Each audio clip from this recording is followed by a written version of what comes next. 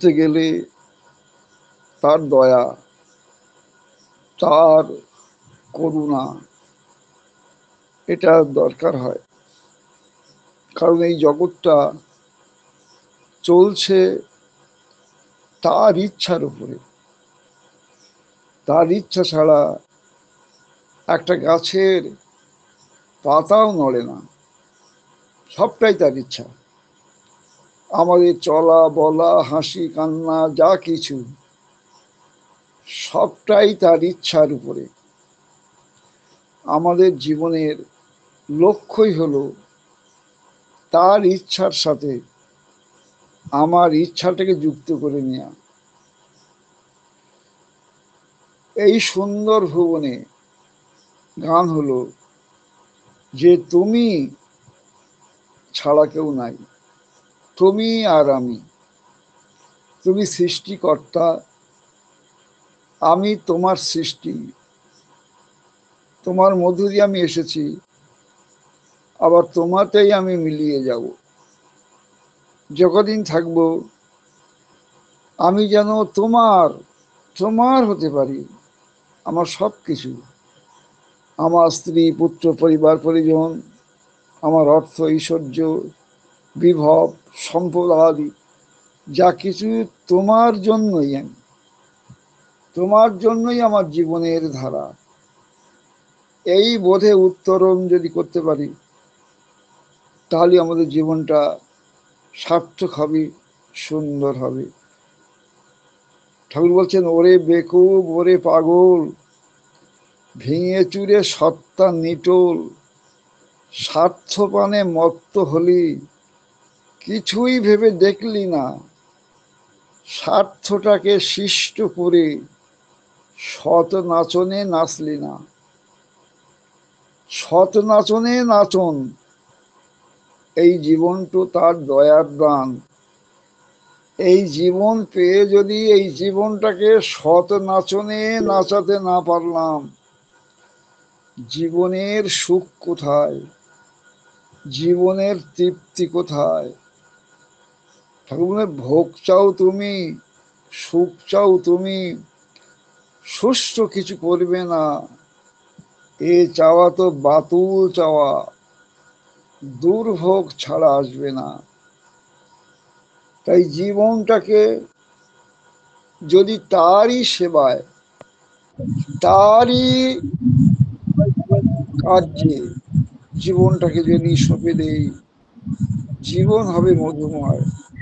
শ্রী শ্রী ঠাকুর তিনি একটা মাঠের মধ্যে বসে আছেন, দূর পাহাড়ের দিকে তাকিয়ে তিনি দেখছেন যে বিলীয়মান সূর্যের রেখা পাহাড়ের উপর পতিত হয়েছে, একটা স্বর্ণালী আভা সৃষ্টি করেছে, অপূর্ব শোভা।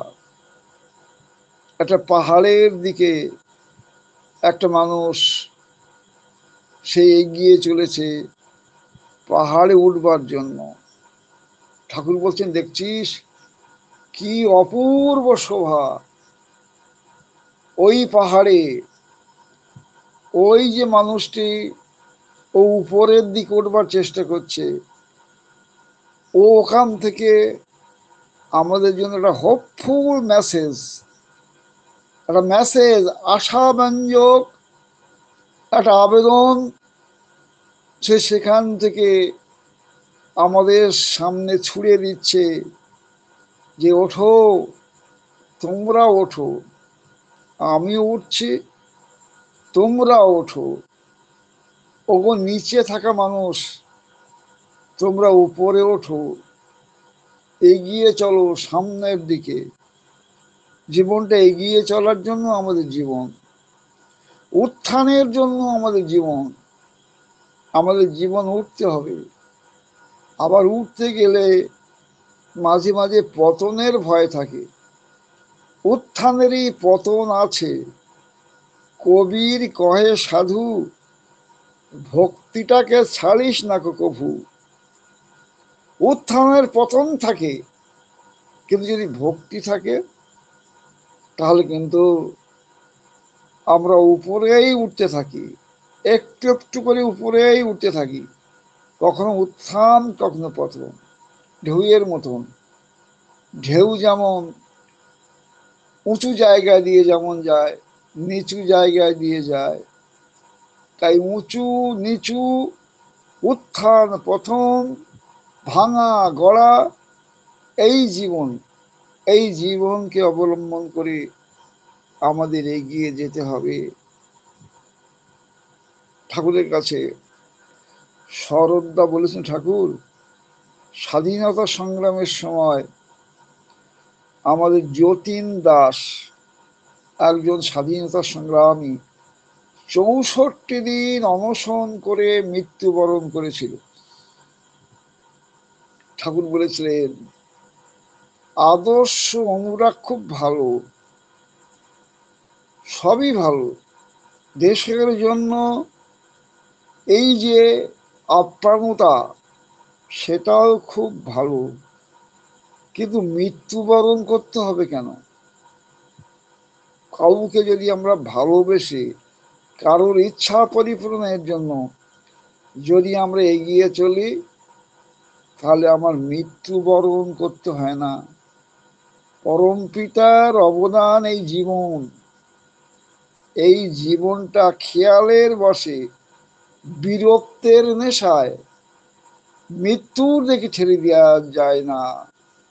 জীবনটাকে সার্থক সুন্দর সামঞ্জস্য সমাধানে বেঁচে থেকে জীবনটাকে যদি সুন্দর করতে পারি, তাহলে জীবনের সার্থকতা।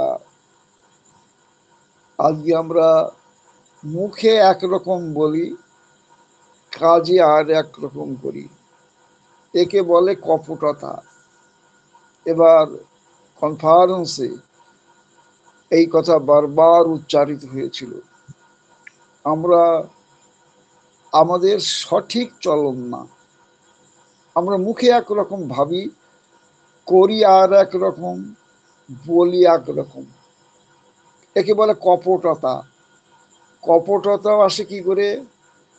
কবাট থেকে।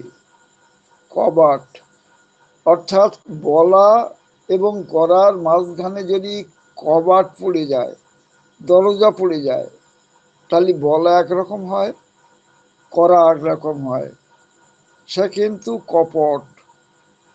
তাই কপট হওয়া ধর্মের জগতের সব থেকে শত্রু। কপট হও না, তুমি সঠিক হও, তুমি সুন্দর হও। ঠাকুর একবার বলেছিলেন দাম্পত্য জীবনে, যে বউ হয়েছ কি জন্য? বউ হয়েছে কি চষার জন্য? চষার জন্য না, বউ হয়েছ পোষার জন্য।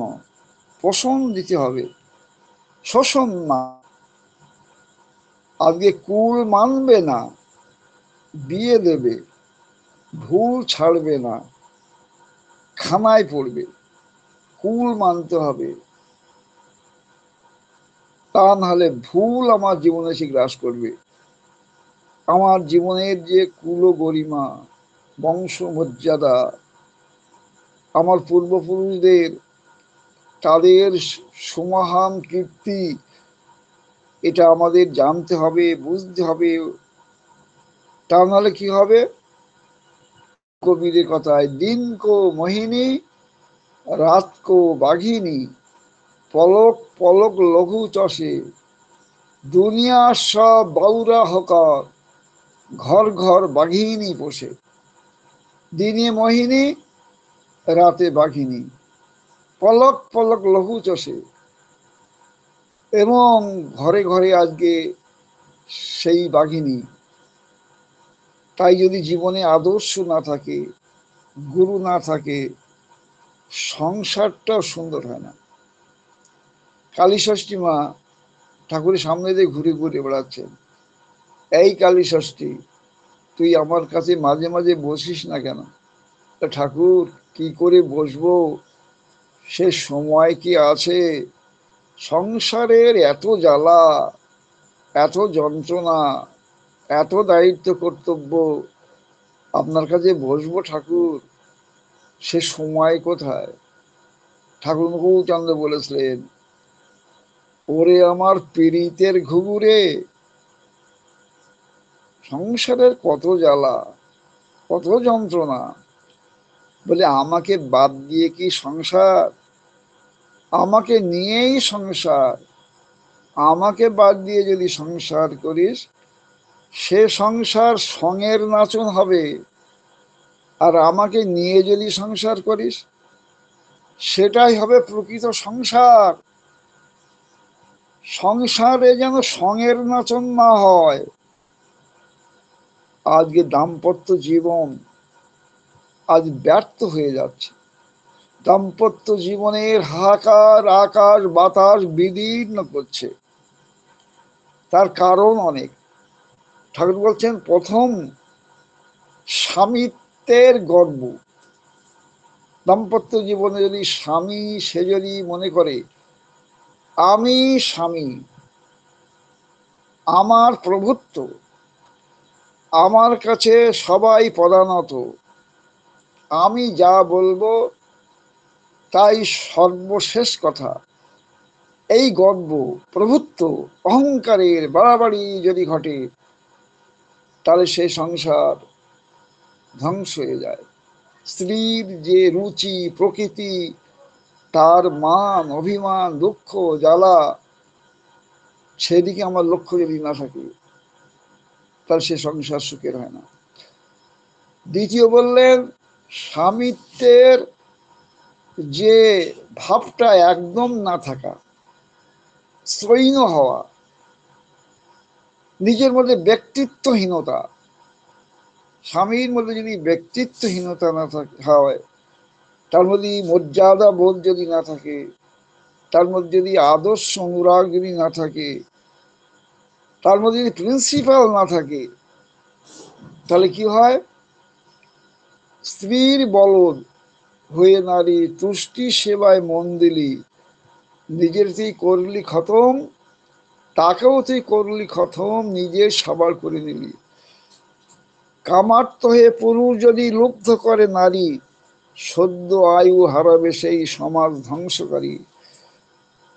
তাই স্বামিত্বের গর্ব যেমন থাকা ভালো না, আর স্বামিত্বের যে বোধহীনতা, স্বামিত্বের বোধ একদম না থাকা, সেটাও অপরাধ।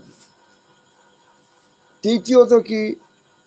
মিসআন্ডারস্ট্যান্ডিং, পরস্পরকে ভুল বোঝা। সঠিক না জেনে শুনে আমরা মন্তব্য করি, আমরা এমন আচরণ করি খেয়ালের বশে, আসল সত্য, আসল মনের খবর, আসল ঘটনা না জেনে শুনে আমরা খেয়াল মাফিক চলনে এই মিসআন্ডারস্ট্যান্ডিং হয়। এই মিসআন্ডারস্ট্যান্ডিং যদি হয়, তাহলে কিন্তু সংসার শেষ হয়ে যায়। আর একটা কি? আর একটা হলো, প্রত্যেকের একটা হৃদয়ের ব্যঞ্জনা থাকে, গুরুত্ব দেয়া। অনেক সময় বাবা মা তুলে গালিগালাজ করা হয়, বংশ তুলে গালিগালাজ করা হয়, স্বামীও করে স্ত্রী করে। কারণ যে পিতামাতার মধুরী আমাদের জন্ম, তাদের প্রতি যদি অশ্রদ্ধামূলক কথাবার্তা বলা হয়, বংশ তুলে যদি কথা বলা হয়, তাহলে সত্তায় আঘাত লাগে। সত্তায় যদি আঘাত লাগে, মনোজগতে যদি যন্ত্রণা সৃষ্টি হয়, তাহলে কি হয়? যেমন লাউয়ের ডোগা, কুমড়োর ডোগা, এগুলো কিন্তু একটা আকশি ধরে বাড়তে বাড়তে উপরের দিকে যায়। কুমড়োর সেই ডোগা যদি আমি ব্লেড দিয়ে কেটে দেই, তাহলে কি হয়? সেই ডোগা কিন্তু, গাছটা মরে যায় না, কিন্তু সেই ডোগা ক্ষীণ হয়ে যায়, খুব দুর্বল হয়। সেই দুর্বল ডোগায় যে ফল হয়, কুঁকড়ে পড়া, ভেঙড় হয়ে যাওয়া, পোকামাকড় ধরা, ছোট্ট একটা ফল তৈরি হয়। তাই ঠিক তেমনি স্ত্রীর পিতামাতাকে আঘাত করে বংশ ধরে গালিগালাজ করলে তার মনোজগৎ যে শীর্ণ জীর্ণ হয়, সেই যে শীর্ণ জীর্ণ ডুগায় কুকড়ে পড়া, ভ্যাঙড় হয়ে যাওয়া ওই যে ছোট্ট ছোট্ট ফল তার জীবনকে মহিয়ান করে তোলে না, গুরুমুখী কিন্তু করে তোলে না। তাই জীবনটাকে জানা, ধর্ম মানে জীবনটাকে জানা। জীবনটাকে জানতে গেলে সেই জীবনের স্বর তার চরণে আশ্রয় নিতে হবে। সবাই কিন্তু এখানে আসবে না, সবাই এখানে আসবে না। ভাগ্যবান যারা তারা আসবে। এখানে আসতে গেলে বহু বাধা ঠেলে আসতে হয়। প্রচলিত সংস্কার, পাড়া প্রতিবেশীর নিন্দা, আত্মীয় স্বজনের অনিচ্ছা, সব কিছু ভেদ করেই এখানে আসতে হয়। আবার কি জাগতিক আরাম ঐশ্বর্য সব কিছু ত্যাগ করেই আসতে হয়। এখানে আসলে আরাম পাওয়া যাবে না, জাগতিক সুখ পাওয়া যাবে না। সব থেকে প্রিয়তম সুরুচিকর খাদ্য মাছ মাংস পেঁয়াজ রসুন লোভনীয় আস্বাদ ত্যাগ করেই আসতে হবে। তাই সংযম দরকার, আত্মপ্রত্যয় দরকার, গভীর বিশ্বাস থাকা দরকার, দৃঢ়তা থাকা দরকার, বলিষ্ঠতা থাকা দরকার। তা না হলে এই জগতে আসা যায় না। সেদিন একজন বলছিল যুবক, যুবক হতে গেলে কি দরকার?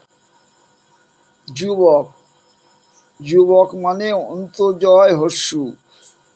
অন্তর্জয় হস্যু মানে যুদ্ধ, যুদ্ধ ঘোষণা। ধর্ম একটা যুদ্ধ ঘোষণা, অন্যায়ের বিরুদ্ধে, অসততার বিরুদ্ধে যুদ্ধ ঘোষণা। জীবন মানেই যুদ্ধ, লাইফ ইজ এ স্ট্রাগল। সেই যুদ্ধে জয়ী হতে হবে, তাহলে সে যুবক। আর ব মানে অঞ্চস্যু ব ক, ব হচ্ছে বলিষ্ঠতা, তেজস্বিতা। দুর্বলতা থাকলে হবে না, বলিষ্ঠতা দরকার, সাহস দরকার, মনোবল দরকার, পরাক্রম দরকার। তা নাহলে ধর্মজগতের স্বার্থ খাওয়া যাবে না। আর ক, ক মানে কর্ম, কর্মের স্রোতে নিজেকে ভাসিয়ে দিয়া। যদি কর্মের স্রোতে সে নিজের জীবনকে ভাসিয়ে না দেয়, তাহলে সেই যৌবন ব্যর্থ। ওই বলছেন আয়রে নবীন, আয়রে আমার কাঁচা, আদমরাদের, আদমরাদের সেই মাচা, হ্যাঁ, ঘা মেরে তুই বাঁচা, রক্ত আলোর মদে মাতাল ভরে, আজকে যে যা বলে বলুক তোরে, সকল তর্ক হেলায় তুচ্ছ করে, পুচ্ছটি তোর উচ্চে তুলে নাচা, আয় দুরন্ত, আয় রে আমার কাঁচা। তার কাছে আসতে হবে। ঠাকুর রামকৃষ্ণ বলেছিলেন বাগবাজারে তো কত লোক ছিল, সবাই তো এলো না। অনেক লোক ছিল, সবাই এলো না। কেন এলো না? দেখ, সবাই আসতে পারবে না। আদাড়িগুলো যারা, তারা আমাকে চিনতে পারবে না। ভাগ্যবান যারা, তারাই চিনতে পারবে। আবার কেউ, যে কামিনী কাঞ্চন সম্পর্কে তিনি বলেছিলেন, ওটা হচ্ছে বিশালাক্ষীর দ, বিশালাক্ষীর দ, মেয়ে মানুষ হলো বিশালাক্ষীর দ। ওই দয়ে যে পড়বে, সহজে সে ওই দ থেকে উপরে উঠতে পারবে না, খুব কঠিন ব্যাপার। তাই জীবনের প্রতিটি মুহূর্তে গুরুর কৃপা, গুরুর দয়া যদি না থাকে, প্রতিটি মুহূর্তে জীবনের বাধা আমরা অতিক্রম করতে পারবো না। কবি বলেছেন করুণা করুণা লজ্জা, হে ভারতবাসী শক্তি মদমত্ত ওই বণিক বিলাসী ধনদৃপ্ত পশ্চিমের কটাক্ষ সম্মুখে শুভ্র উত্তরীয় পরি শান্ত সৌম মুখে সরল জীবনখানি করিতে বহন। রাষ্ট্রনায়ক যদি ইষ্টকেন্দ্রিক না হয়, ঠাকুরের ভাষায়, যে তোমার নেতৃত্ব বিড়ম্বনার বিপদ সংকুল রূপায়ণ ছাড়া আর কিছু না, দাম্ভিক আত্মম্ভরিতার দৌরাত্মে তুমি মরবে এবং 10 জনকে তুমি মারবে, নিজেও মরবে, অপরকেও মারবে। তাই নেতা হতে গেলে আগে নত হতে হবে। যে গুরুর চরণে নত, সেই প্রকৃত নেতা। ঠাকুর বলছেন যুগ গুরু আর পূর্বতনে শ্রদ্ধা নতি যার মলিন, এমন জনে প্রতিনিধি নয়ক করা সমীচীন। তাই জীবনে দীক্ষা দরকার। দীক্ষা হল হেলমেট, হেলমেট অফ লাইফ। আমরা যেমন মোটরসাইকেল চালাই, মাথায় হেলমেট পরতে হবে। হেলমেট যদি না পরা হয়, আমার যদি অ্যাক্সিডেন্ট হয়, আমার হাতে পায়ে যদি আঘাত লাগে, আমি বেঁচে থাকতে পারবো, কিন্তু মাথায় যদি আঘাত লাগে আমি বেঁচে থাকবো না, আমার মৃত্যু হয়ে যেতে পারে। তাই মাথাটাকে বাঁচানো, হেলমেট মাথাটাকে বাঁচায়। মাথা হলো জীবনের মূল, গুরু হলেন জীবনের মাথা। তাই শিরস্থান পড়ে মাথাটা ঠিক রাখো। ঠাকুরের কাছে একজন ভক্ত বলেন, ঠাকুর জীবনে অনেক কিছু করলাম, কিন্তু আমার কপালে নাই। কপাল, কপাল মানে কি জানো? ক মানে কি? ক মানে জল, ক মানে ঘিলু, মাথার ঘিলু, আর পাল মানে পালন করা। তাহলে মাথাকে যে পালন করে, মস্তিষ্ক যে পালন করে, তারই কপাল ভালো হয়। আমার মধ্যে যে মস্তিষ্ক, আমার মধ্যে বুদ্ধি, আমার মধ্যে জ্ঞান, আমার মধ্যে চিন্তা, সেটা যদি আমি পালন করতে পারি, ইষ্ট স্বার্থে নিয়োজিত করতে পারি, তাহলে কিন্তু আমার জীবনের কপাল আমার জীবনে ভালো হবে। এবার আলোচনা হলো দীক্ষা। দীক্ষা আজ বড় দরকার। দীক্ষার কমতি হয়ে যাচ্ছে, দীক্ষা বাড়াতে হবে। Initiation is the root of organization. Initiation মানে ভিতরে প্রবেশ করা, এটা হলো জীবনের রূপ, জীবনের মঙ্গলের রসায়ন। দীক্ষা কিছুই না, initiation is nothing but filtration of life. Filter করা, আমরা ফিল্টারেশন, আমরা জল ফিল্টার করি না, তেমনি এই জীবনকে ফিল্টার করা, আয়রন মুক্ত করা, আর্সেনিক মুক্ত করা, প্রবৃত্তির হাত থেকে মুক্তি করবার জন্য দীক্ষার প্রয়োজন। দীক্ষাহীন অবস্থায় কেমন হয়? একজন বলেছিলেন হাউজার মান্দা, আমি যখন দীক্ষা গ্রহণ করিনি, তখন আমার মনে হতো as I am floating in the air, আমি যেমন বাতাসে বাতাসে ঘুরে বেড়াচ্ছি, আমার আশ্রয় নাই, আমার অবলম্বন নেই, আমি দাঁড়াবো কোথায়? দীক্ষা না নিলে মানুষ ফ্লোটিং, আকাশে আকাশে ঘুরে বেড়ানোর মতো হয়, দাঁড়ানোর জায়গা পায় না, আশ্রয় পায় না, অবলম্বন পায় না, দাঁড়াবে কোথায়? আমি যদি দাঁড়াতে পারি, আমি কাজকর্ম করতে পারি, আমি অনেক কিছু করতে পারি। দাঁড়ানোর জায়গা দীক্ষার মধ্য দিয়ে আমরা পাই। সৎসঙ্গী মানে কি? ঠাকুর বলেন সৎসঙ্গী মানে বাঁচা বাড়ার সাথিয়া। আমি সৎসঙ্গী মানে I am the companion of everyone's life and growth। প্রত্যেকটি মানুষের বাঁচা বেড়ার আমি সাথিয়া, তাহলে আমি প্রকৃত সৎসঙ্গী। বাঁচা বেড়ার সেবক হওয়া, যারা দয়ালকে ভালোবাসে ইন এনি ফর্ম, তারাই সৎসঙ্গী। আর তারা যখন একত্রে মিলিত হয় তখন তাকে সৎসঙ্গ করে, তাকে বলে সৎসঙ্গ। সৎসঙ্গ মানে সতের সঙ্গ। যারা সত্তাকে চায়, তাকে ভালোবাসে, তারা যখন এক জায়গায় তার ইচ্ছা পরিপূরণের জন্য, মানুষের মঙ্গলের জন্য এক জায়গায় বসে, তখন সৎসঙ্গ। তাই ইষ্টকে বাদ দিয়ে আমরা যাই করি না কেন, তা আমার জীবনকে ধ্বংস করে দেবে। ইষ্টই আমার জীবনের একমাত্র অবলম্বন, পথ এবং পাথেয়। আমি সর্বত্র মিশব, কিন্তু মূল জায়গাটা ঠিক থাকবে।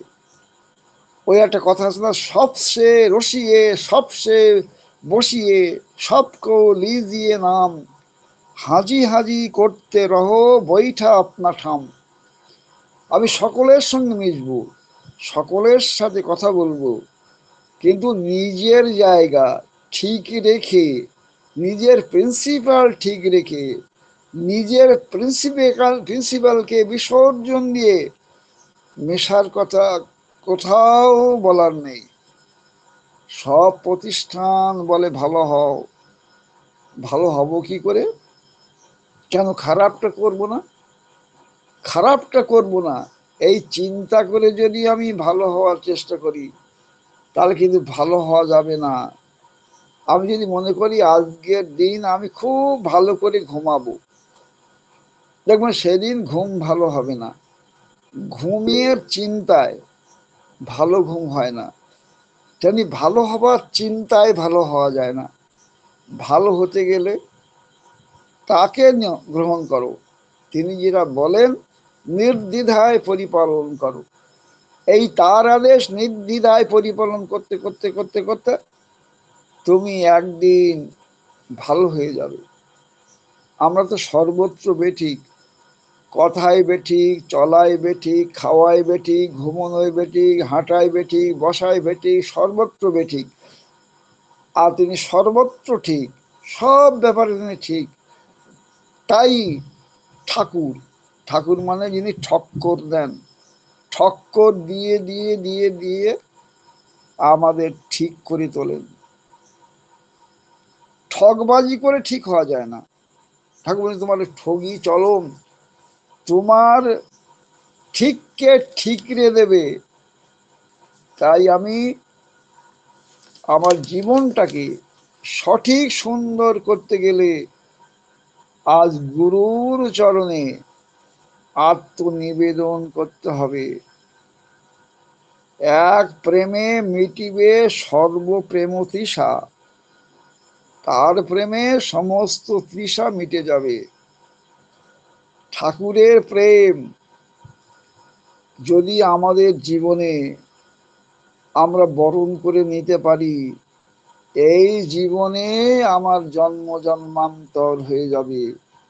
এই জীবনে ঘটালে মোরে জন্ম জন্মান্তর, ধন্য হলো অঙ্গ মম, পূর্ণ হলো অন্তর। এই লভিনু সঙ্গ তোমার, সুন্দর হে সুন্দর। শারদ আমাকে বলেছিল, কিছু ভক্ত প্রার্থনা জানিয়েছিল, মা তুমি তো বাকসিদ্ধা, তুমি যদি মুখে শুধু একবার বলো হে ইংরেজ তুমি উৎসন্নে যাও, তোমার ধ্বংস হোক, তাহলে আমাদের স্বাধীনতার সংগ্রাম করতে হবে না, এমনিই ইংরেজ ধ্বংস হয়ে যাবে। মা শারদা বলেছিলেন, তা কি আমি বলতে পারি? তোরাও যেমন আমার সন্তান, ইংরেজও আমার সন্তান। তবে কি জানিস, যারা উৎসকে মানে না, ঈশ্বরকে মানে না, তারা এমনি উৎসন্নে যায়, এমনি ধ্বংসপ্রাপ্ত হয়। তা আমরা উৎসকে মানি, গুরুকে মানি, ঈশ্বরকে মানি। আমাদের ধ্বংসের পথ আমাদের কাছে চির অবরুদ্ধ। তাই গভীর ভালোবাসা, দুরকম ভালোবাসা চলবে না।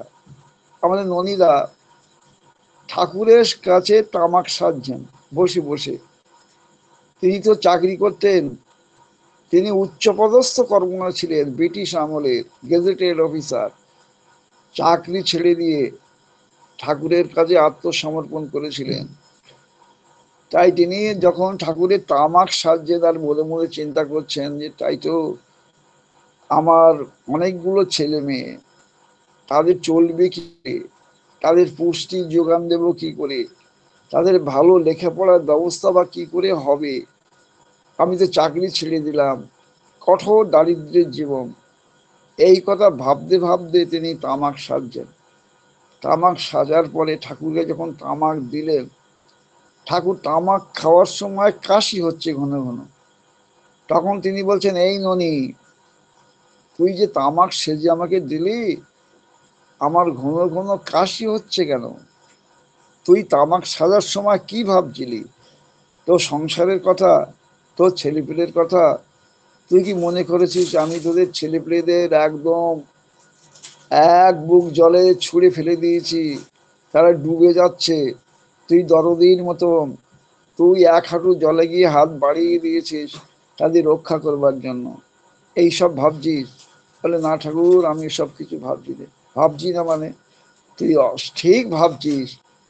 তুই যদি সঠিকভাবে তামাক সাজদিস, অন্য কোনো চিন্তা না করে, তাহলে আমার কাশি হতো না, আমি আনন্দ পেতাম। তুই ঠিক ভাবছিস। ননীদা বলছে, হ্যাঁ ঠাকুর, আপনি আমাকে ক্ষমা করে নিন, আমি আর কোনোদিন ভাববো না। বলে, হ্যাঁ, দেখবি এত পাবি যে শুধু ভোগ নিজে করবি না, আরো অনেককে দিয়ে দিতে হবে। তাকে পেলে সব পাওয়া হয়। সেই পরম দয়াল, তিনি এসেছেন, তাকে পাওয়া আমাদের জীবনের একমাত্র লক্ষ্য। আচার্যদেব তাই চাইছেন যে আমরা ঠাকুরের জন্য সবকিছু উজাড় করে যদি দিতে পারি, জীবন সুন্দর হবে। আমাদের সেই নিকুঞ্জ মিশ্রদা, তিনি তার পিতার জ্যেষ্ঠ সন্তান ছিলেন। সংসারে বহু অভাব ছিল। এই নিকুঞ্জ মিশ্রদা, তিনি যখন হাই স্কুলের শিক্ষকতা পেলেন, তখন তার বাবা ঠাকুরের কাছে গিয়ে বললেন, ঠাকুর, আমার ছেলের শিক্ষকতার চাকরি পেয়েছে, আমার সংসারে বহু অভাব, এই অভাবের মধ্যে দিয়ে আমার ছেলে চাকরি পেয়েছে, আমার খুব আনন্দ। ঠাকুর বলছেন যে আমি তো, আমার ইচ্ছা ছিল নিকুঞ্জ আমার কাজই করুক, ও ভগবানের চাকর হোক, এটাই আমার ইচ্ছা। ঠাকুর, কত আশা করে, কত কষ্ট করে সংসার চালাচ্ছি, আমার ছেলে এই চাকরিটা পেয়েছে, আমার অনেক অভাব দূর হবে, মোটা ভাত, মোটা কাপড়ের ব্যবস্থা হবে। ঠাকুর বলেছিলেন, আমার ইচ্ছা কি জানিস? ও আমার কাজ করুক। আমার কাজ যদি সঠিকভাবে কেউ করে, মন প্রাণ উজাড় করে যদি করে, তাহলে শুধুমাত্র মোটা ভাত, মোটা কাপড় না, সরু চাল, সরু কাপড়ের তাদের কিন্তু যোগান হয় পরম পিতার দয়ায়। তিনি কিছু কিছু মানুষকে তার নিজের মতন করে নিতেন, যারা চাকরি করবে না, যারা সারাটা জীবন সন্ন্যাসীর মতো, তার ইচ্ছা, তাকে খুশি করবার জন্য এই সন্ন্যাসী ভক্ত তিনি মাঝে মাঝে কিছু কিছু মানুষের মধ্য দিয়ে চেয়েছেন তার এই রক্ষার জন্য, জীবনকে রক্ষার জন্য, সংসারকে রক্ষা করবার জন্য, জগৎকে রক্ষা করবার জন্য, মানুষকে বাঁচাবার জন্য। আজ তার এই আমাদের জীবনে তার আহ্বান। আজকে এই পৃথিবী বিপন্ন, দেশ বিপন্ন, জাতি বিপন্ন, আজকে অসুস্থ, কৌন বাঁচেগা, সৎসঙ্গ বাঁচায়েগা, সৎসঙ্গ বাঁচাবে। সৎসঙ্গ একটা চারিদিকে অনন্ত জলরাশির মাঝখানে একটা চর, নতুন চর, অভ্যুত্থানের চর, জীবনের চর, বাঁচাবার চর। সেখানে পুরুষোত্তম মঞ্চে একটা মাইক লাগিয়ে ঘোষণা করা হচ্ছে, আয়রে ছুটে আয়রে তরা, হেতায় নাইকো মৃত্যু নাইকো জরা, হেতায় বাতাস গীতি গন্ধে ভরা, চির স্নিগ্ধ মধুমাসে। এই আহ্বান, আমরা যদি জীবনটাকে সার্থক সুন্দর করতে চাই, আজ আমাদের অগ্রদূত হিসেবে, অভিভাবক হিসেবে, ঠাকুরের ইচ্ছায় আজ আচার্য দেব রয়েছেন, আচার্য পরম্পরা রয়েছেন, আজকে জগৎকে সুন্দর করবার জন্য, ধর্মরাজ্য সৃষ্টির জন্য। আজকে তিনি আমাদের হাতে কলমে কাজের মধ্য দিয়ে আমাদের যোগ্য, আমাদের প্রকৃত ভক্ত তৈরি করছেন। আমরা যদি তার আহ্বানে সাড়া দিয়ে চলতে পারি, জীবন আমাদের সার্থক হবে, সুন্দর হবে। কবির কথা, তীরের সঞ্চয় তোর পড়ে থাক তীরে, আকাশ নে ফিরে, সম্মুখের বাণী নিত্যরে টানি, মহাস্রোতে অতল আধারে অকুল আলোতে। আমি সকলে মঙ্গল প্রার্থনা করি প্রিয় পর্বের আতুল চরণে। আপনার জীবন সুন্দর হোক, সার্থক হোক। জয় গুরু।